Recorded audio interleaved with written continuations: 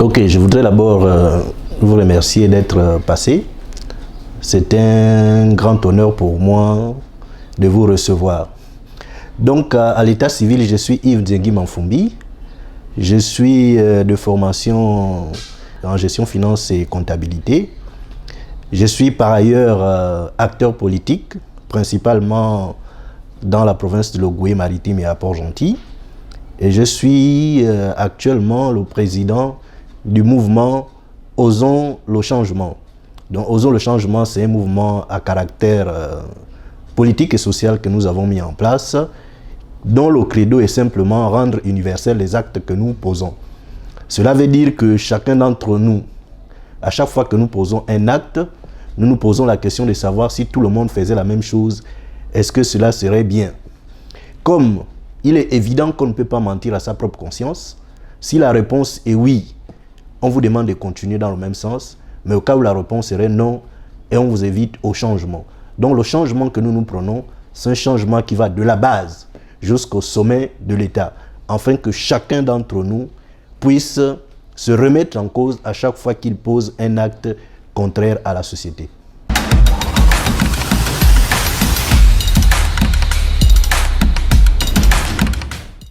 Vraiment question très profonde.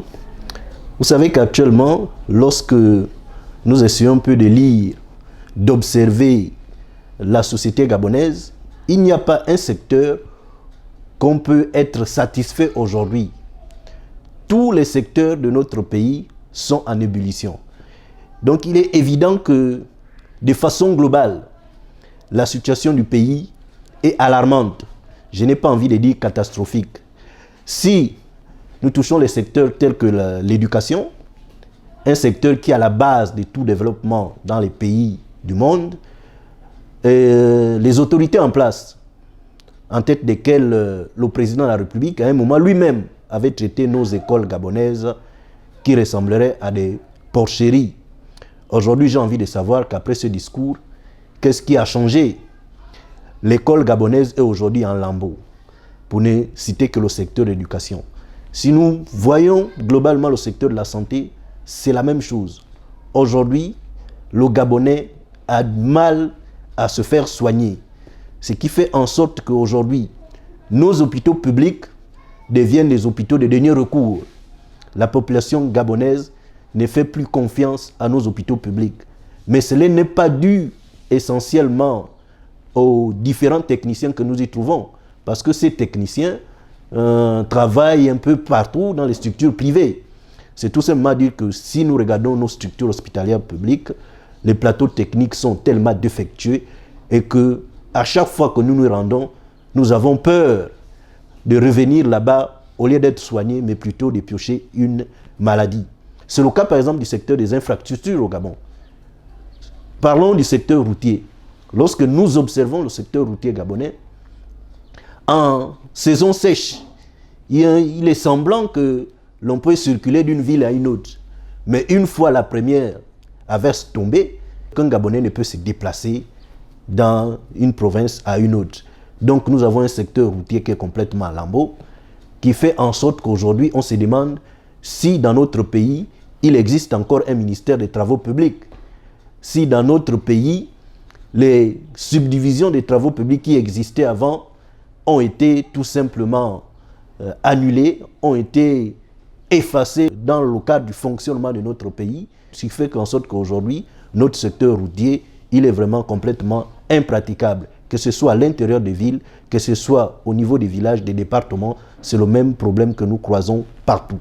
Donc c'est ce que vous allez constater, que tous les secteurs sont en ébullition. Il n'y a aucun secteur aujourd'hui qui peut faire la fierté d'être gabonais.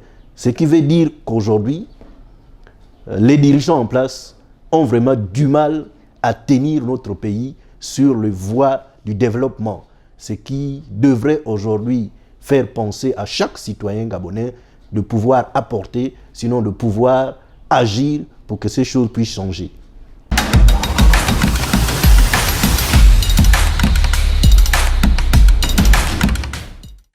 Bon, la question se pose à chaque fois que je rencontre vos confrères. On m'a toujours posé cette question de savoir si réellement je suis du côté de l'opposition ou de la majorité. Donc lorsque nous regardons la cartographie politique de notre pays, c'est vrai qu'il y a deux blocs qui s'opposent. Il y a un bloc dit de la majorité qui regroupe le parti au pouvoir avec certains partis signataires de leur charte qu'ils appellent la charte au niveau de la majorité républicaine. Je ne sais pas quelle est la majorité républicaine dont il s'agit.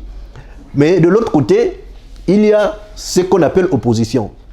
Mais moi, je préfère dire il y a des oppositions dans l'opposition. Parce que lorsque nous regardons l'opposition gabonaise, on va constater qu'il y a une soi-disant opposition dite radicale, celle-là dont l'objectif premier, c'est de pouvoir s'approcher des Gabonais et de conquérir le pouvoir, qui a quand même un programme bien tracé. À côté de cette opposition dite radicale, il y a une opposition modérée. Je ne sais pas pourquoi ils appellent ça opposition modérée, qui à un moment, ils ont un saut à l'opposition, à un moment, ils ont un saut à la majorité, à un certain moment, ils participent aux activités dites de l'opposition, à un autre moment, ils participent aux activités dites de la majorité. Donc, on ne sait pas réellement où les classer. À côté de ces deux grands blocs, donc opposition dite radicale, opposition dite modérée, il y a une certaine opposition qui ressemble, on va dire, à des frustrés qui sont quittés du parti au pouvoir, qui viennent se faire une virginité politique au sein de l'opposition, qui, après avoir conquis un peu le cœur de l'opposition, se faire une image, disant, des grands hommes politiques, et qu'ils pensent qu'ils peuvent bien se revendre, et au lendemain matin, on les retrouve au sein encore du parti au pouvoir. Donc, à côté de ces trois blocs-là, il y a un mouvement de ce qu'on appelle des acteurs politiques indépendants. Et ces acteurs politiques indépendants, ce sont les observateurs de la vie politique, sociale et culturelle de notre pays, qui, eux, n'ont pas un positionnement direct, soit de l'opposition ou de la majorité, mais qui proposent des choses qui permettent en sorte que notre pays puisse avancer. Donc actuellement, vous le savez très bien, mon penchant est bien de l'opposition, mais une opposition responsable, une opposition qui propose, une opposition qui a une vision pour ce pays. Donc je discute actuellement avec les partis politiques et au moment venu, je vous dirai si je fais réellement partie d'un bloc de l'opposition. Mais mon cœur actuellement, mes idées sont des idées qui touchent au changement. Et le changement véritable se trouve du côté de l'opposition.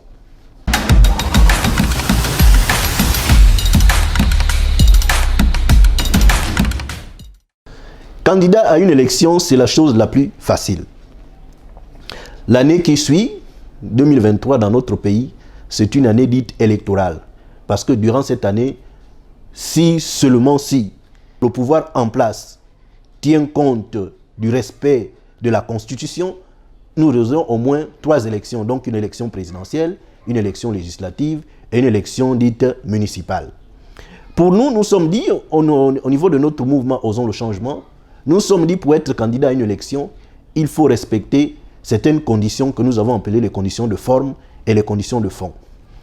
Parmi les conditions de forme que nous avons parlé au sein de notre camp, concernant essentiellement l'élection présidentielle, nous avons dit comme condition de forme, il suffit tout simplement de constituer un dossier, donc avoir un acte de naissance authentique, pas comme l'acte de naissance de l'autre, pouvoir avoir son casier judiciaire en bonne et due forme, et payer la caution qui, pour l'élection présidentielle, tournerait actuellement autour de 20 millions de francs CFA. Donc, s'il ne s'agissait que de remplir les conditions de forme pour être candidat à une élection, je vous dirais aujourd'hui que je suis candidat à l'élection présidentielle à venir. Mais il ne suffit pas de respecter les conditions de forme. Il y a aussi d'autres conditions de fond que nous sommes données au sein de notre organisation.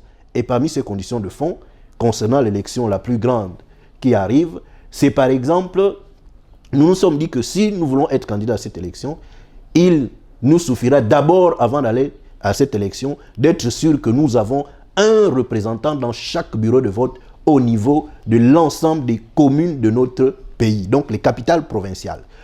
Aujourd'hui, si nous tenons compte du fichier électoral de l'élection de 2016, nous sommes très loin de ce compte. Donc vous comprenez que il est difficile pour moi de se décider aujourd'hui si je suis candidat ou pas, et nous allons travailler pour faire en sorte que nous respectons les conditions de forme et nous respectons les conditions de fond pour que nous puissions nous présenter à une élection à venir. Parce que, parlant des élections, j'ai déjà une petite expérience parce que j'ai été déjà candidat une fois à une élection et j'ai tiré les conséquences de cette élection. Donc, il ne suffit pas de dire je suis candidat pour être candidat. Prenez votre mal en patience. C'est que parmi les élections qui arrivent, vous êtes sûr que M. Yves Nziengi Manvumbi, que je pourrais forcément participer à une élection.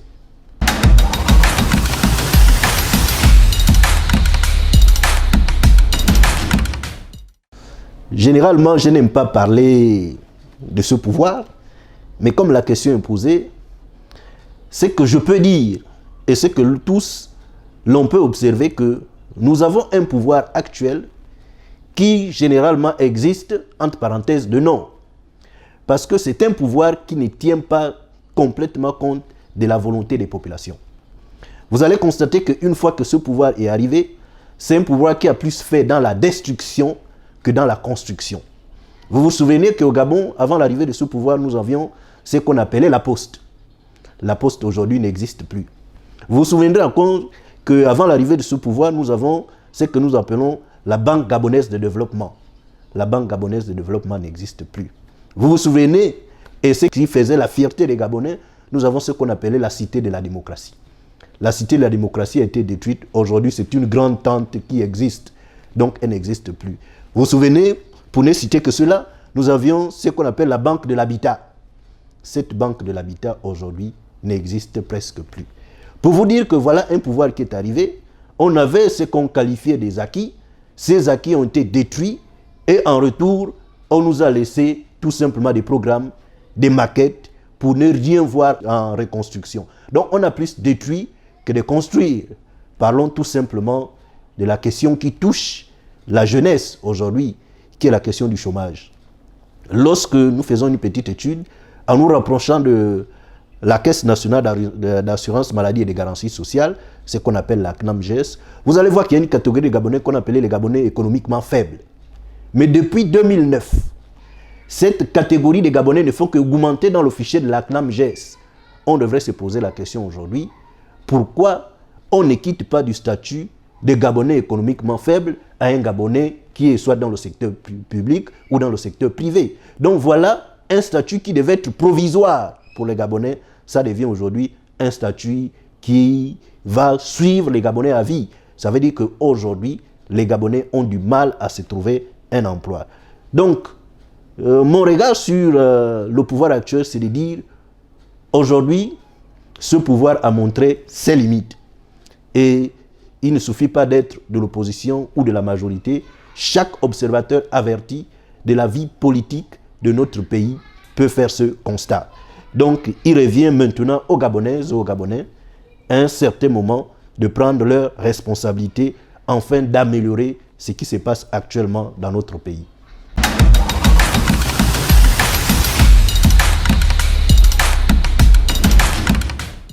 Bon, je voudrais dire à la population gabonaise, vous savez, rien n'est facile dans la vie.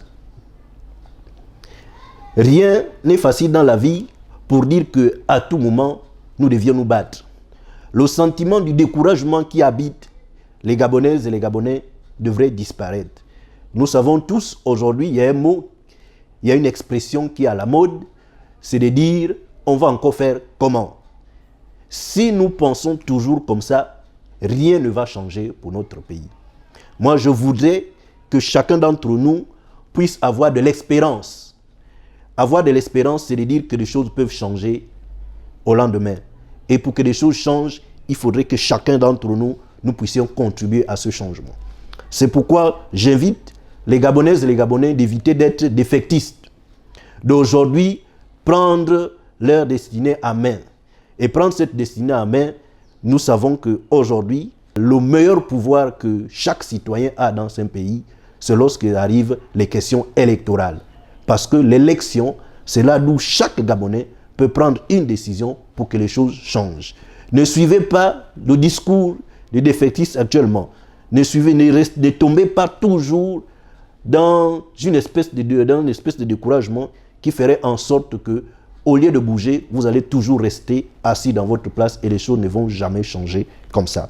C'est pourquoi je voudrais, vous avez constaté à un certain moment que les activités du mouvement dont je dirige était en berne. Actuellement, nous allons reprendre le flambeau, nous allons être de plus en plus présents auprès des Gabonaises et des Gabonais pour apporter un nouveau discours, pour apporter un discours du réel changement, et ce changement qui va de nous-mêmes au niveau de notre foyer jusqu'à ce que nous pouvions occuper l'ensemble des activités que nous voulons. Comme, bien sûr, nous sommes à l'aube de la nouvelle année, je voudrais profiter de cette occasion pour adresser à chacun et chacune d'entre vous mes vœux les meilleurs pour l'année en cours. Et ces vœux, nous le savons très bien, généralement, nous ne pouvons rien faire si nous ne sommes pas en santé. Et donc, je voudrais que, par la grâce divine, que chacun de nous bénéficie de cette faveur, de cette grâce, que le Seigneur nous conserve toujours en bonne santé. Et si nous avons la santé, nous pensons que nous pouvons réaliser beaucoup de choses dans notre vie. Donc, chers compatriotes, je voudrais que vous puissiez être éveillés pour que cette année 2023 puisse être une année qui doit connaître un véritable changement dans notre pays.